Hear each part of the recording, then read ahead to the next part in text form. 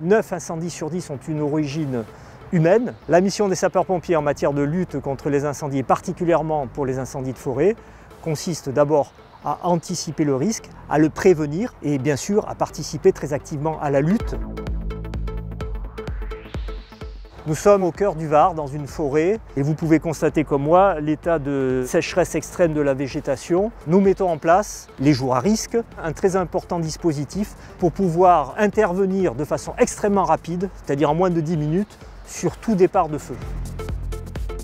Le dispositif feu de forêt impose à ce que des unités mobiles soient dispatchées au niveau du Var. Nous avons fait un entraînement, c'est une mesure de protection, c'est un moyen de pouvoir se défendre lorsqu'on est pris par le feu. Ce sont des exercices que l'on doit faire obligatoirement à chaque prise du groupe.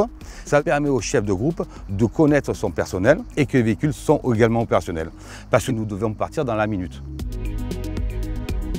Notre philosophie, c'est d'empêcher tout départ de feu. Et c'est de pouvoir faire une attaque rapide et massive sur tout départ de feu pendant la période à risque. Puisqu'on sait qu'au-delà des 10 minutes, si on a des conditions extrêmement défavorables, le feu peut prendre de l'ampleur.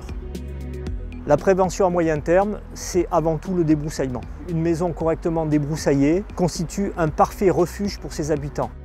À court terme, c'est-à-dire lorsque la sécheresse est là, il faut arrêter toute action de débroussaillement, puisque le débroussaillement peut être un vecteur d'incendie lorsque les herbes sont très sèches, et respecter à la lettre tout ce qui est interdiction d'emploi du feu dans les massifs forestiers.